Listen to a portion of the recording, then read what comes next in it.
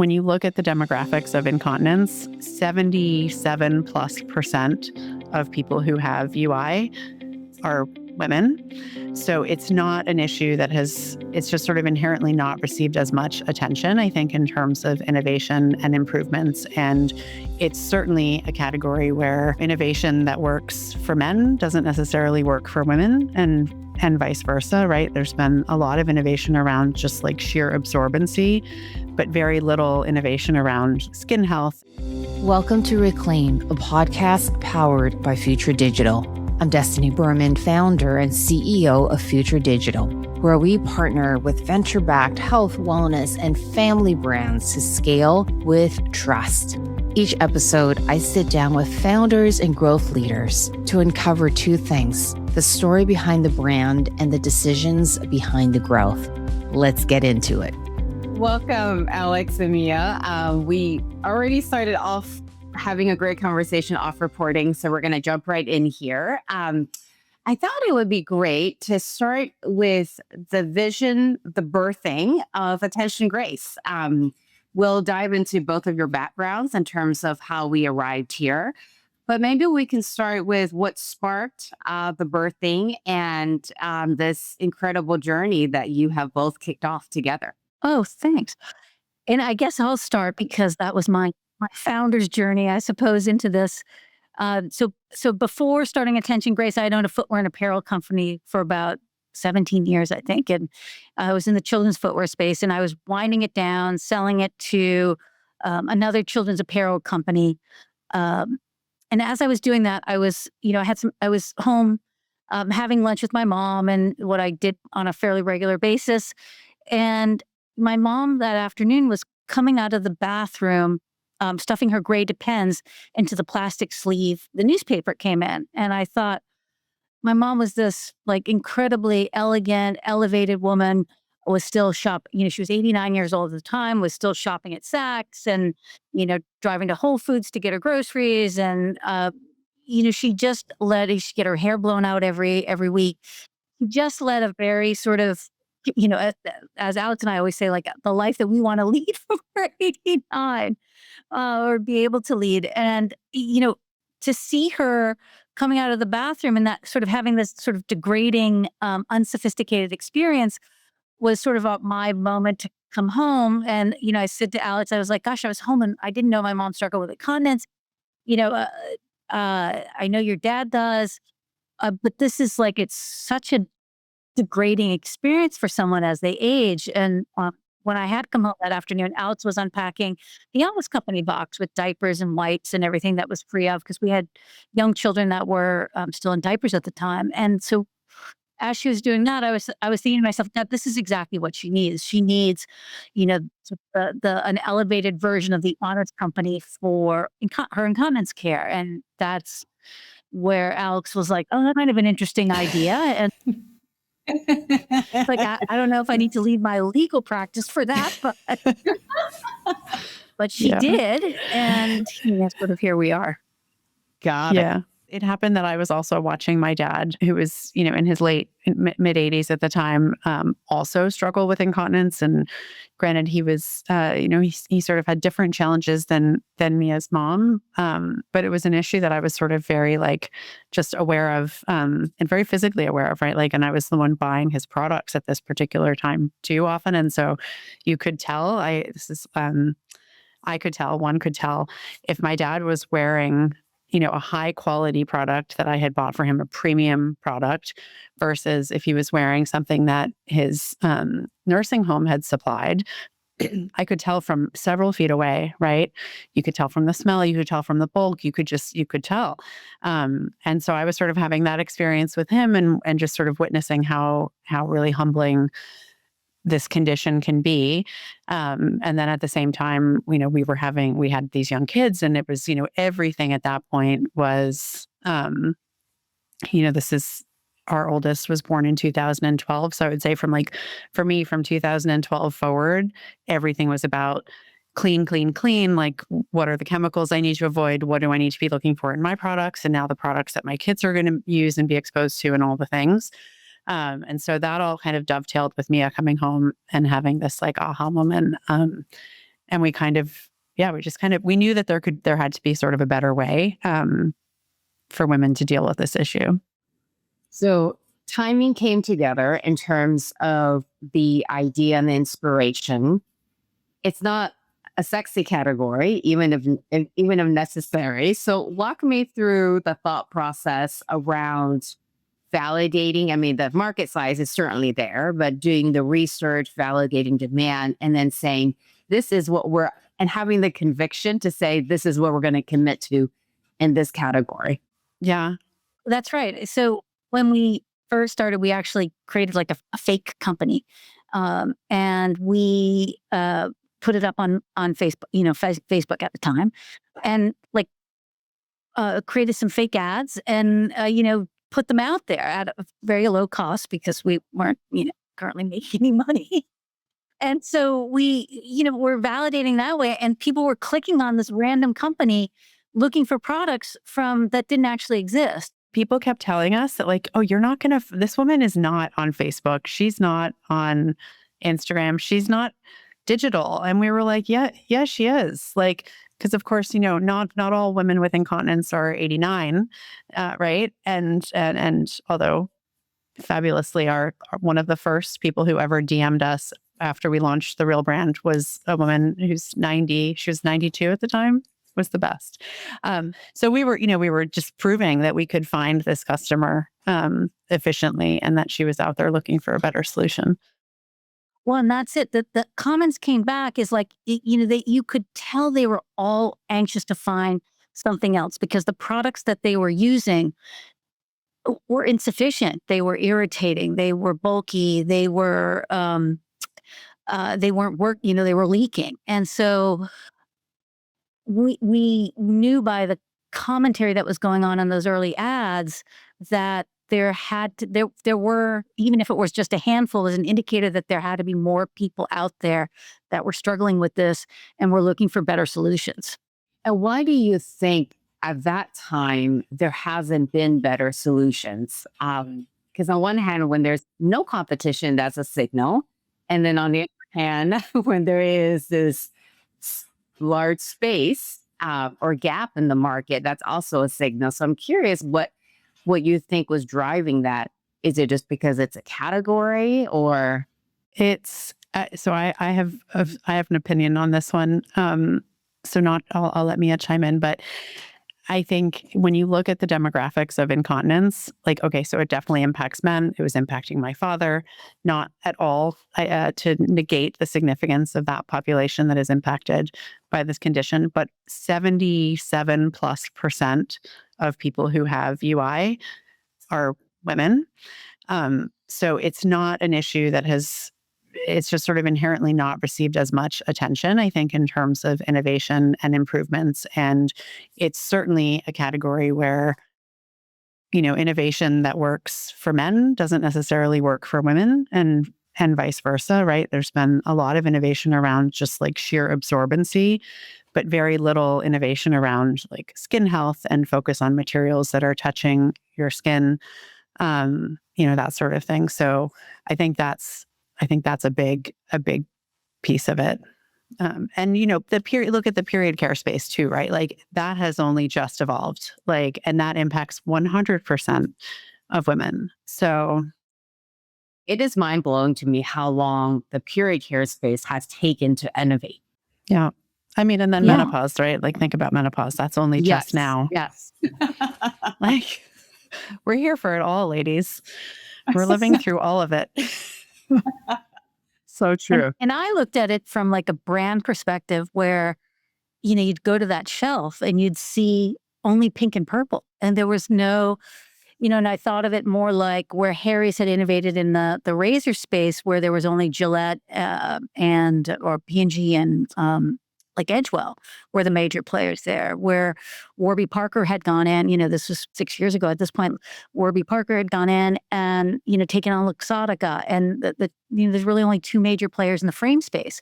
And so I looked at the incontinence space and saw the same thing. There's P&G and Kimberly-Clark, and that really is like 70% of the incontinence space is dominated by those 2 plus Essity, so 3 players.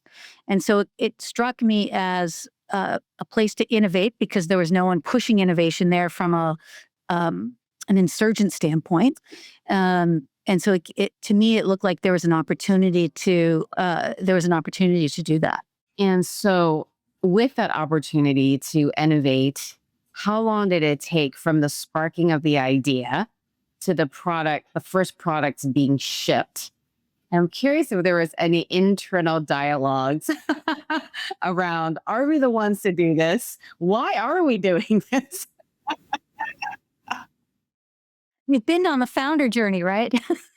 Yes. All of the above. One really sort of moment that struck us was, this space is called the Nonwoven space. And so the Nonwoven space has a conference in the US once a year, I think, right, Alex? Yeah. And so we decided when we're sort of discussing this and looking at whether there was an opportunity for us to break in, I think this was 2018, by the way, just to anchor it. And we didn't launch until June of 2020. Yeah. So we went to the Nonwovens conference and it was in Austin. And we were the totally new people. You could tell by how. Oh my God, people were looking at us like, who are these two? Because it was one of those conferences where, it's the same people every year who come back. It's a great group. It's an amazing group of people. But they were like, who the heck are these two? Oh, we really stuck out. And so we were up there and someone from was presenting and they were, I think, formerly Kimberly Clark. And once he was talking about the product category and innovations and technology, things like that. And then he was calling the aisle where these all sit, the aisle of death.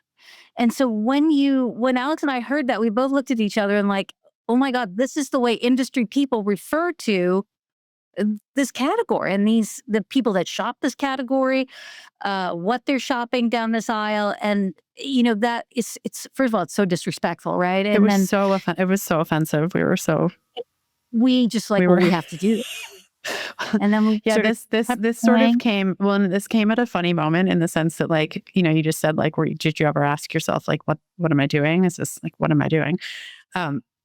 Our brother-in-law, who's a VC in London and one of our earliest angel investors, must have said to us I don't know, 5 or 6 times, you guys know that you don't have to keep going. You don't have to do this. You don't have to do this.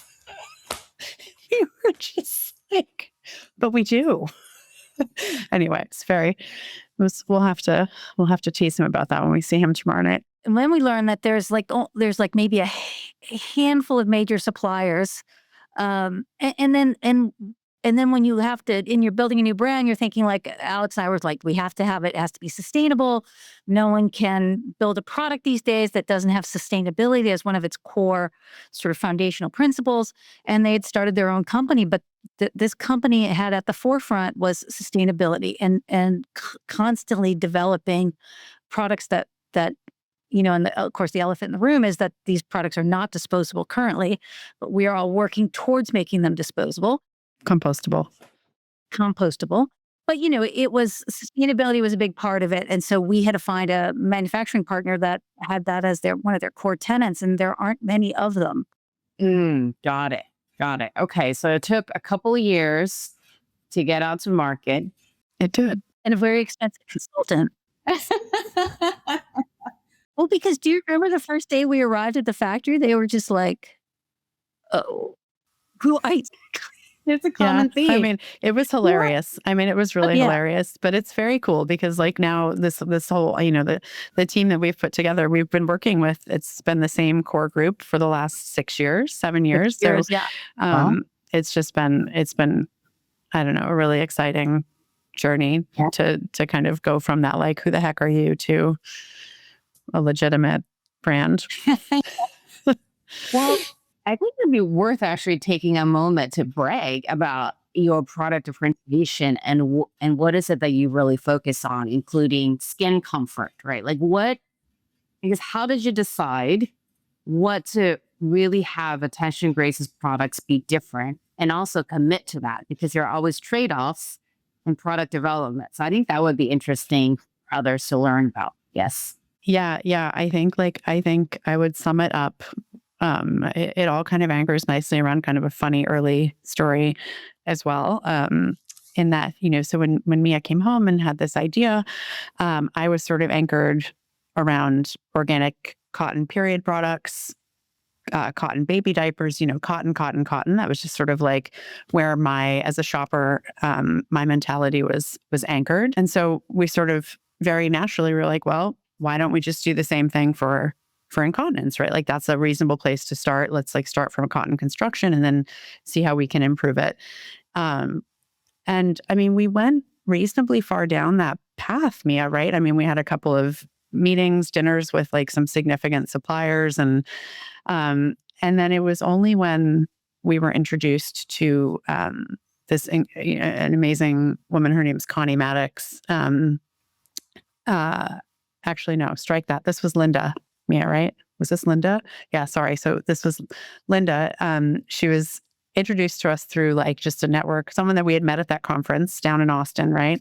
And she'd kind of taken us under her wing, and she had been in the nonwovens category for 25, 30 years. And she starts kind of laughing at us in a really sweet way. She's laughing. She's like, no, ladies, you cannot use cotton for pee. It does not work. Cotton absorbs blood really well for periods, but it does not work for urine. You can't design an incontinence pad using cotton. And so I would say that, Linda saved us just it just saved us a huge mistake, I would say, going down that path. And so that really inspired us to go out and develop sort of a net new concept for a top sheet construction. And we came up with our blend, which uses upcycled sugarcane waste combined, so it's plant-based fibers, but combined with a synthetic layer underneath, which is why it still wicks the moisture away really effectively, unlike a cotton construction does. So it's sort of the best of both worlds. It's plant-based. You're only ever going to have plant-based materials touching your skin, but underneath you've got the power of the synthetic that's doing the job. I love that. Is that trademark?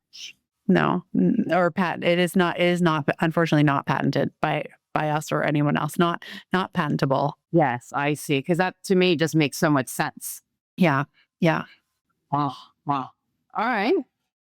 Tell us a little bit more about, so you got to market, a couple of key learnings and winning moments or unexpected winning moments. I mean, you're up against breaking into this non-innovative category to date.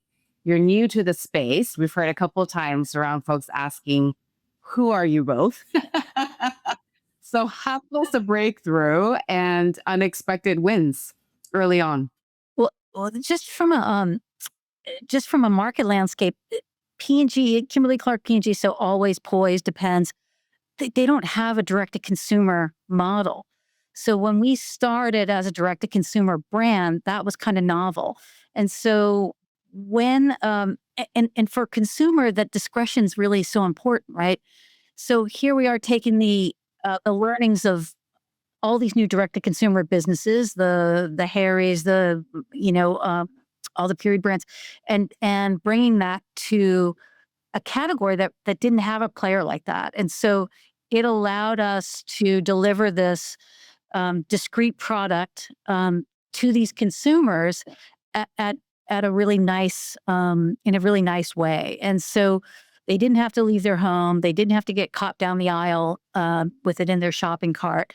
And so that was the first learning. And it allowed us to do a number of things. One, engage with this consumer more directly, which no one was really talking to her at that time. Or they were talking at her, like the commercials that Poise and always these folks would run were really they were kind of silly and they were poking fun at the experience for women. And this allowed women to engage with us. And I sort of hate the word building community, but it allowed them to speak to someone in a way that understood what they were going through. And from this discussion is the first time when we created these products initially, we really had no idea that this sort of the skin relief aspect of the top sheet and the back sheet was going to be so significant for women, and how they would get, it's like, my UTIs have gone away. Oh, my skin feels so much better. I'm no irritation and itch, so I don't have to change my pads so often. And so all that feedback came from this direct to consumer relationship we had built. And so from there, we launched into Amazon, and then and now it's been following with retail. And so I think that's one of the things, is that we started in a different way. Yeah, I can get that. Actually, having the customer data and getting informed. Yeah. And like this, I will say too, like these women were, dare I say, excited to talk about their experience. And like they still are. When you see engagement on our ads and across our channels and stuff, like it really, obviously the conversation around menopause and postmenopause and all of that is really opening up. But for this particular issue, it's really like the first time they've had a brand listening, I think, in the same way. And it's amazing to see that comes through all the time in our reviews. And it's been really fun. I mean, in terms of D2C customer acquisition across all categories, I would say that has changed quite a bit. I mean, that has evolved quite a bit over the last 5 to 7 years, whether you talk about increasing costs, whether you talk about how campaigns are reaching people. So I think it'd be interesting to understand what your approach was to finding your first customers online with building a new brand, inventing in a category that has been untouched. So how are you finding your new customers? Was it less expensive? And how that has evolved over the last 3 to 5 years? So I think our customer acquisitions costs early on were, almost like $200, $180, $90 at some points. So we've improved our ability to find new customers in a more efficient way. So I think I know the iOS changes and things like that made it more difficult for certain things. But for us, we struggled early on. I don't know, and I actually don't know why we struggled, but we did. Maybe Alex might have shed some more light on that. Yeah, no, I mean, I'm still not sure why we did, but it was a real struggle. And so like we worked for a long time to kind of like just bring that CAC down, bring margins up. Like it was this like slow, very deliberate process. And I think anybody would tell you, like even today, it's like you just never take anything for granted. It could, so we're seeing really, really strong CAC performance now. But what would you say was the first real unlock in terms of bringing costs down? Maybe some of the visibility we had at retail when we launched. I think, retail becomes a discovery channel for this category.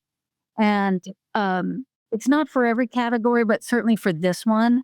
It allows people to see a new product, try it at an accessible price point, and then if they like it, to come back into our funnel and do that. So I think retail helped bring one authenticity to it, to the brand. Like my favorite, CVS or my favorite retailers stocking this product. There must be something behind it. I'm not just buying from this random ad I saw on Facebook, and so I think that helped. And so as we sort of slowly expanded into retail, I think brand visibility increased, and that may have been one of the unlocks. I also think just like being around for like, I think, trust is huge in this category for all the obvious reasons. And so I don't know, was there some like magical moment where we had enough reviews or enough of a presence on Amazon or, D2C or where have you. But yeah. Maybe switching gears a little bit to more of your personal inner journey. How is it? So you're both co-founders, you're also life partners, if you're willing to go there. How is it living life together and also working together? I'm curious, what that journey is like for you and how you've been able to navigate that so well. I mean, we're still married. 7 years together. We've been together longer than 7 years, but 7 years doing this.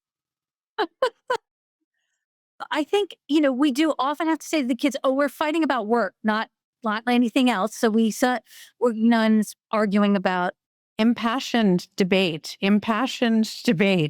I wouldn't do that, but I would, she would do that. So there's often conversations like that get a little elevated. We always joke, like, are the kids going to want to be entrepreneurs, or are they just going to be like, heck no? I think is super helpful with the two of us is our backgrounds are so different. So I am more, operational, brand oriented, make sure things get done on time, paid on time. Like we keep moving things forward from that perspective, worried about margin and CAC and how we're going to change, how we're going to keep improving those things. And Alex has an entirely different set of skills. And I think that's one of the things that makes this work so well for the two, from my perspective, for the two of us. And, we have had investors say to us, not say to us directly, but there are questions for other investors when they go and do sort of referral checks. It is, what is it like working with married founders? Yeah. Yeah.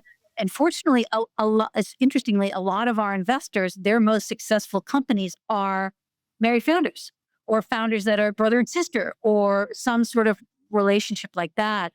And so they have kind of visibility to say, I've seen this work out really well. So from their perspective.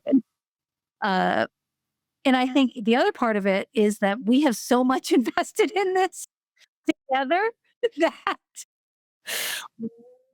we got to make it work, and so, and on the other hand, but the other beautiful thing is it gives us a lot of freedom and flexibility. And that's what I like and enjoy. And I think that's what really resonates with Alex too. For me, it's so different from what I was doing before. Like, this is so much more about like real life and physical. Like, I was a patent lawyer for a long time, so it was like, yes, it was about physical products, but not like, it was like about the Wii or like an iPhone or, you know what I mean? Like, not a product that was really like sort of touching someone's day to day.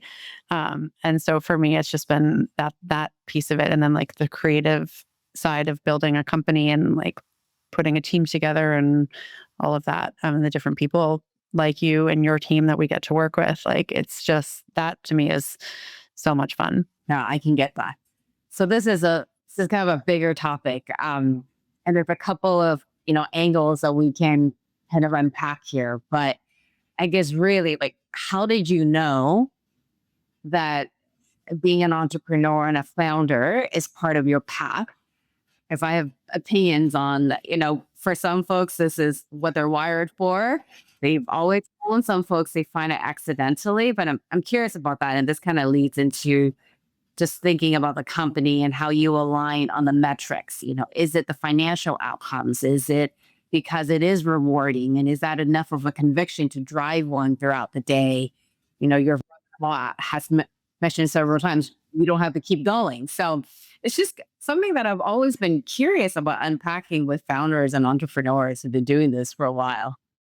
For me, this is my second company, and it was, I don't want to say it's by accident, but I like to be able to control my own destiny. And in some ways, that's why I go on these journeys. And they're not easy by any stretch, but it allows me to, and I know control is like a construct that probably doesn't exist, except in my own mind. Yes.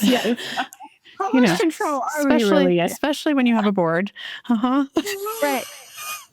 I can, and maybe control is just in my own day to day, right? Like I like building something. I like creating something. Every Monday I read our reviews, and that is so rewarding that and this, I always say this sounds so silly to say, but that these products really do impact someone's life, and they make their lives easier. They allow them to go out and do things that maybe they weren't doing before. They go to the point where they have, someone wrote in the other day and said, I was going on a trip. Customer service was so great. She arranged for the products, my next order, to get shipped to where I was going. So I was spending the month there. And, those kinds of things, to be able to have an impact on someone's life where you're making life easier for them and making life better for them, a small way, really sort of is rewarding for me in particular. And it allows me to, like, I'm one of those people that constantly feel like I have something to prove. I'm not sure who I'm proving it to. I guess myself. So starting this company and watching it grow, and it's a lot different from the other company I had. So my other company was more like a lifestyle business where, I'd like to go on my bike for 3 or 4 hours a day, work a little bit, and go to China to go, manufacture shoes, and then come back. And when it tricked us, it was a lot about me, whereas this company is not about me. This company is about, much sort of bigger picture. And I mean, we have investors, and obviously we have a board, and we have a brand that I really think can grow to be a really important part of the personal care space for this demographic. And I'm really enjoying it. So that's my entrepreneurial journey, I guess, in a nutshell. Alex, what about for you? I don't know. So many things in life that are amazing. I think I didn't draw this parallel for a long time. In fact, I think I've only mentioned it to you like once or twice. But so going back to when I was a lawyer, I was at this like big law firm, sort of just like top of everything, right? Like a place that you would never, like, why would you ever just like sort of go there and then leave, I don't know, 18 months later? Like that would not be a sane decision. And yet that's what I did. Like I was there. It was great. It was also wildly stressful and unhealthy in many ways and all the things, but it was that like pinnacle of like a lawyer's like career. And I got recruited to go over to a much smaller firm and be part of their like founding IP group in Boston. And it was the most fun I have ever had, like being sort of like in that early group, like, office furniture was like not even installed yet. Like it was like, and then like we built the group from like the ground up into something pretty significant and sizable.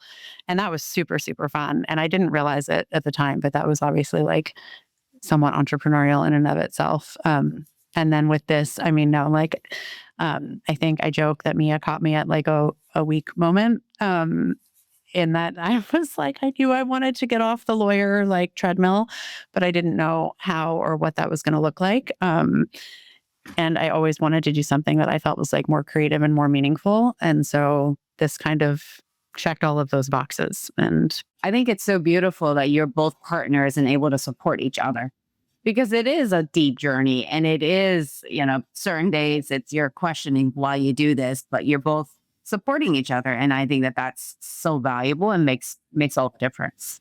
Yeah, no, it definitely does. And it was, in the early, it's always stressful, but like it was most stressful, I would say, in the very, very early years. And then as one of our favorite investors likes to say to us, all startups will have multiple, I think he says at least three near-death moments. Like if you don't have at least 3, you're doing something wrong. And so, we've definitely had those. So hopefully we're done now.